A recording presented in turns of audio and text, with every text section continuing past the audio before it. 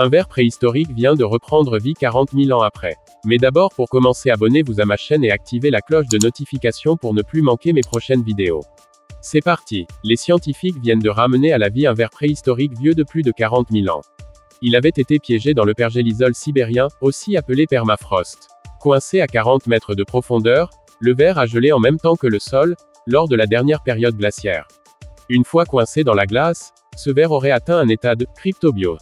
Selon Temurakours Shalia, professeur émérite à l'Institut Max Planck de biologie cellulaire moléculaire et de génétique de Dresde, co-auteur de l'étude à son sujet, le ver aurait été ramené à la vie très simplement, en l'hydratant quelques instants avec de l'eau.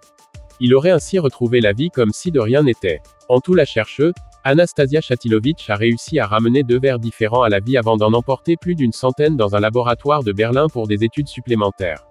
Faisant partie d'une espèce complètement inconnue, le ver a été nommé Panagrolemus collimaenis par les scientifiques. Pour l'heure, il est difficile de connaître l'utilité de ce ver dans le monde animal à l'ère des mammouths et des tigres à dents de sabre. Selon les scientifiques, le ver pourrait être capable de manger divers microbes, sans pour autant être dangereux pour l'homme. À cause du réchauffement climatique de plus en plus violent, le permafrost sibérien est plus fragile que jamais. Des vers préhistoriques comme ce petit échantillon sont capturés par centaines de millions dans la glace sibérienne. Si cette dernière venait à fondre, ils pourraient prendre vie et se balader librement dans l'air chaud de notre planète. Il est impossible de savoir à l'avance quelles seraient les conséquences pour l'homme, mais l'arrivée dans la nature d'un virus vieux de 40 000 ans ressemble beaucoup au scénario hollywoodien de fin du monde. Une menace bien réelle, que de nombreux scientifiques essayent de médiatiser.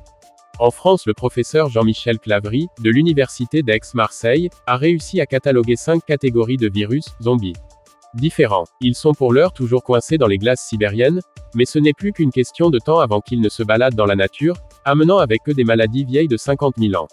Pour Adam Kirkwood, spécialiste du permafrost, la fonte de ce dernier pourrait être l'ultime clou sur le cercueil de l'humanité. Car en plus des potentiels virus préhistoriques et autres bactéries mortelles enfermées dans la glace, le permafrost regorge d'hydrate de méthane. Ce gaz à effet de serre est 80 fois plus dangereux pour la planète que le dioxyde de carbone. Dans son dernier rapport, le GIEC qualifie la fonte du permafrost d'inquiétante. Le point de rupture serait d'ailleurs imminent, selon les scientifiques mandatés par l'ONU. Selon les estimations du Centre national pour la recherche atmosphérique américain, NCAR, 50% du permafrost mondial aura fondu en 2050.